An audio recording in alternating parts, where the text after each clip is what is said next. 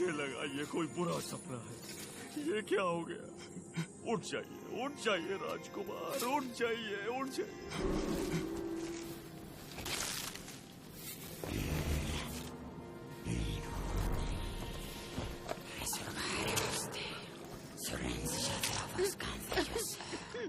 सिया रानी, आप मुझे पता था आप हमें धोखा नहीं देंगी।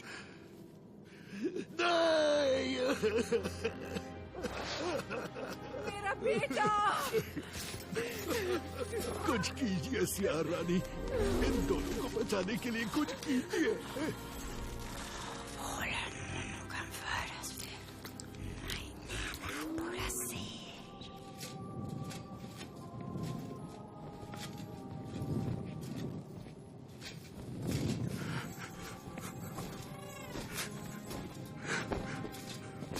महाराज, मैं इस बोझ के साथ अब जी नहीं सकता। मुझ पर एक एहसान कीजिए, मुझे आज ही मौत की सजा दे दीजिए।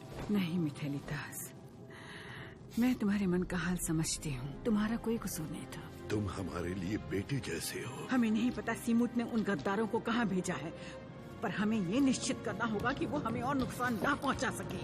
उन सबको ढूंढो और बंदी बनाकर हमारे सामने लेकर आओ। सावधान रहना मिथेलितास, सातों कबीलों के बीच एक भयानक जंग छिड़ने वाली है।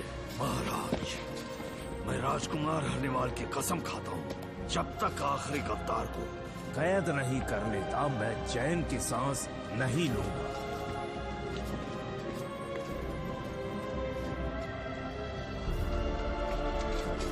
पंखवंशी, राजकुमार हरनेवाल की मौत का बदला लेंगे।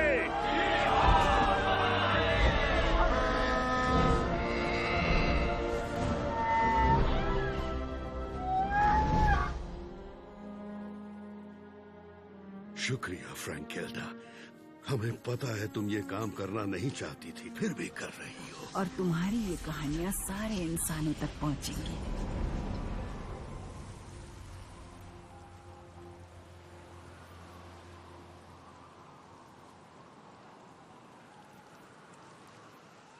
बस तुम जल्दी से होश में आ जाओ।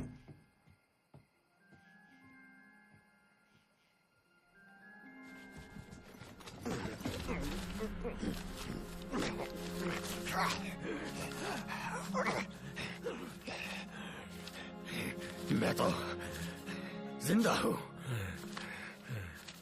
तुम कहाँ हो? कहाँ हो तुम? फ्रैंकेल्डा, तुम कहाँ हो?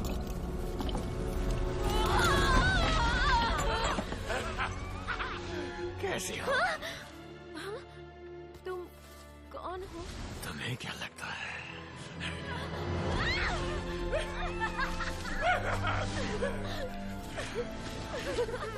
मुझे यकीन नहीं हो रहा कि तुम हो। मैं ही हूँ। तुम एक सच हो। और ख्याल भी। हम वाकई हैं। जब तक तुम हमारी कहानी कहती रहोगी, हम दोनों जिंदा रहेंगे। हरनेवाल, मुझे तुमसे प्यार है, बहुत प्यार है। मैं भी तुमसे बहुत प्यार करता हूँ फ्रैंकेल्डा। मुझे इस रूप से कोई शिकायत नहीं, मुझे बस तुम्हारे साथ हमेशा रहना है। लेकिन कैसे? हम हमेशा ऐसे कैसे रहेंगे? ये तो तुम्हारे हाथ में है।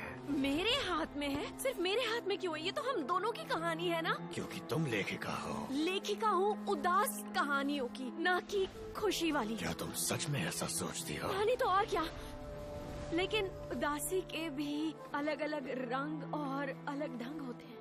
एक ही कहानी को अगर 100 लेखक लिखते हैं तो उससे 100 अलग अलग कहानियां बन